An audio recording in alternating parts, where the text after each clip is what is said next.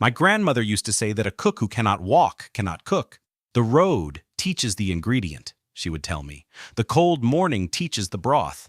You cannot know what warmth means until you have been, for a long time, the only warm thing moving through the dark. In the hour before first light, a narrow stone post road wound through ancient cedar forest, and mist pooled in the hollows between the roots like shallow water. A single lantern bobbed along the path, held by a young woman in a faded indigo traveling cloak. Her pack was enormous and somehow orderly, bundles of dried herbs tied to its outer frame, releasing a faint smoke-sweet scent into the cold.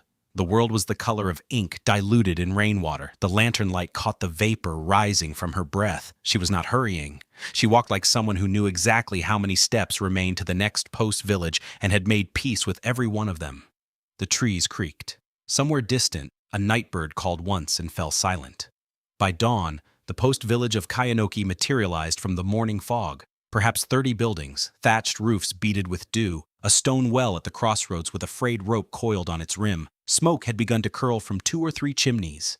Saya entered the main street with her lantern extinguished now, reading the village the way a physician reads a pulse. Steady attention, nothing wasted. A woman sweeping her threshold looked up, and recognition softened into relief. She set down her broom. "The cook! Saya-san, you came early this year," she said, breathless with the urgency of it. "Old Moto's chest has been bad since the first frost. We sent word but weren't sure. I got the word at Hakurin Crossing," Saya replied, the warmth of someone who carried people in her memory like a map. "Is he eating?" "Hardly," the woman said, her voice dropping. 3 days now. Just rice water."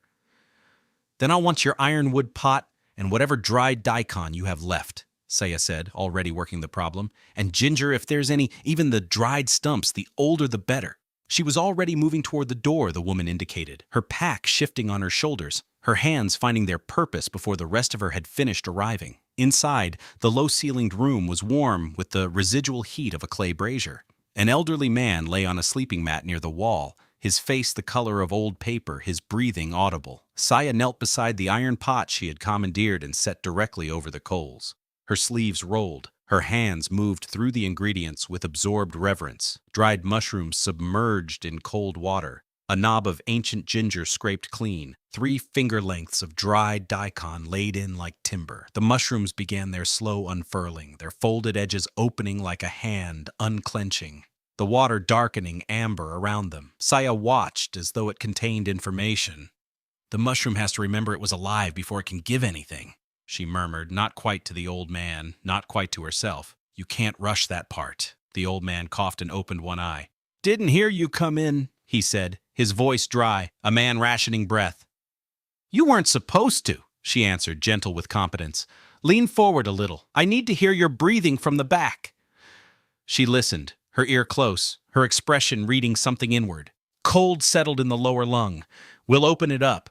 The broth will take 2 hours to be ready, and you will drink all of it and then sleep, and by tomorrow you'll be arguing with your daughter again." A shadow of a smile entered his voice.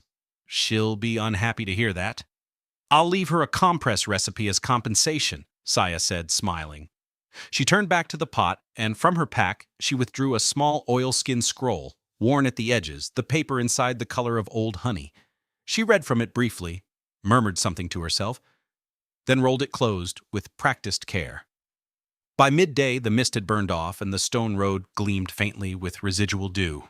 Saya sat on a low wall outside old Moto's house, eating her own lunch of cold rice and a few pickled stems, watching the road north. A shogunate courier rode through without stopping, the horse's hooves sharp on stone, a red lacquered document case visible at the rider's hip.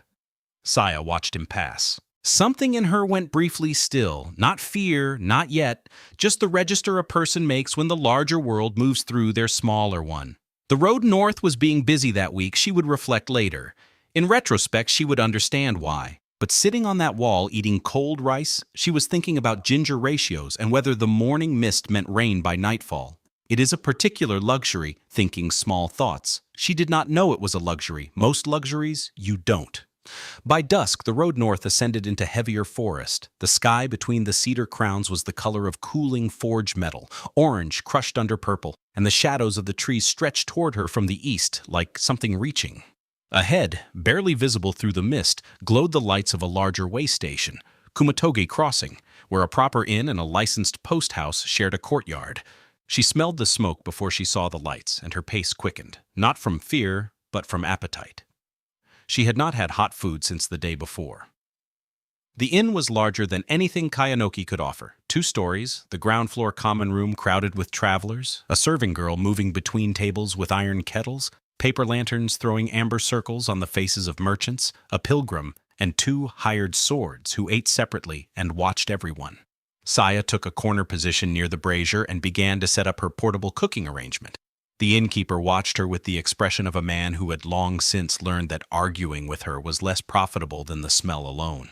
She did not notice the figure at the far table near the stairs, a man in plain charcoal gray traveling clothes, a government travel document visible at his belt, eating nothing, watching everything. She was lighting her fire. The road teaches what you need, she would say of that night. She had bone from the morning's broth. She always saved the bones. 3 varieties of dried mushroom, some lotus root bought in Kayanoki, and a pouch of pickled plum skin that a farmer's wife had given her at Hakurin in exchange for a fever remedy. A broth from found things. Those were always the best kind. They tasted like the road itself. The bones went into cold water first, always cold, to draw the goodness slow and clear. Then she added the mushrooms one by one, reading them. Her hands moved through the ingredients with the precise economy of 10,000 repetitions. At the far table, the man in gray stopped his surveillance of the room. His attention settled on her hands. 2 hours later, the common room had quieted. 3 travelers remained. The hired swords had gone upstairs. Saya ladled broth into her own cup, drank, and closed her eyes.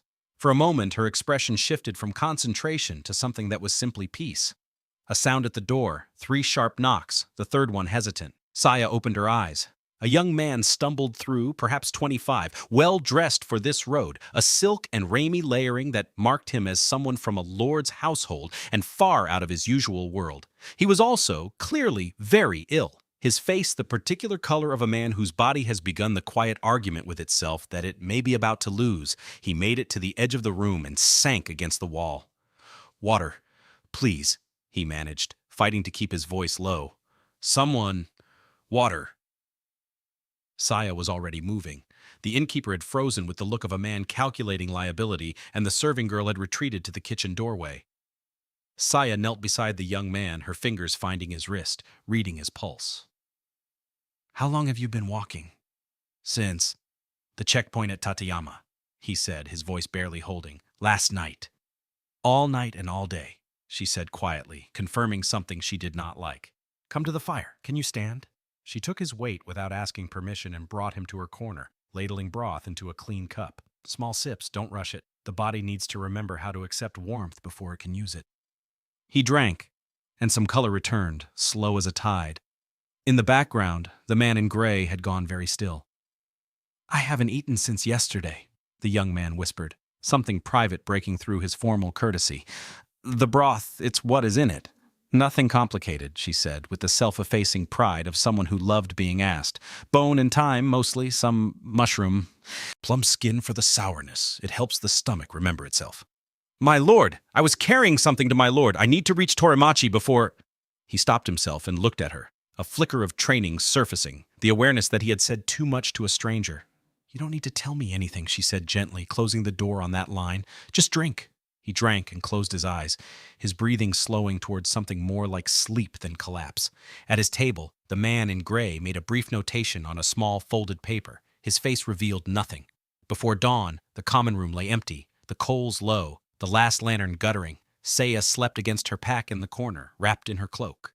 The young man was gone, his sleeping space empty. Only a small object remained on the floor where he had lain, a folded paper packet tied with a lord's house cord in a color she did not yet recognize.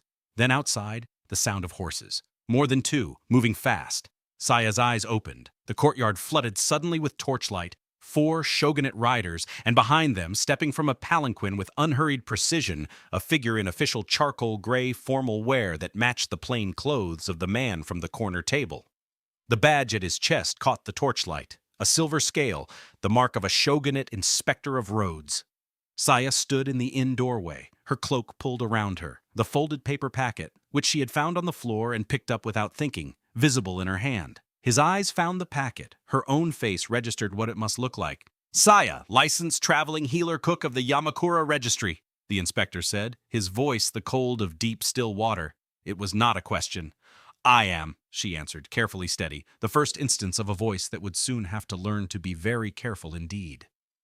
"The man you fed tonight is the assassin who poisoned Lord Tsubame of Torimachi," he said, each word landing exactly where he placed it. "The lord died 2 hours ago. That document in your hand is the proof of payment the assassin carried." The torchlight shifted in the wind. Saya looked at the packet as if it had become a different object than the one she had picked up. I found this on the floor," she said, controlled fear warring with controlled reason. "He was sick. I fed him because he was sick. I didn't know."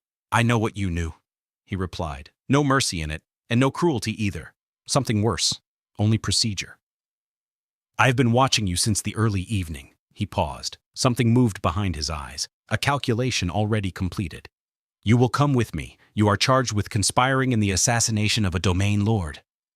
Your license is suspended as of this moment. The scrolls in your pack, your grandmother's remedies, will be held as evidence." Her hand tightened on the packet. Then she released it, and it fell to the ground between them. Silence. Then nothing. She stood in the open doorway, the torchlight stretching her shadow long across the courtyard stones. The inspector watched her, the riders behind him still and patient as posts, the mist creeping back from the forest even as the torches pushed it away. Above the courtyard wall, a single cedar branch moved in the pre-dawn air. I have thought many times about what I would tell my earlier self if I could reach back to her.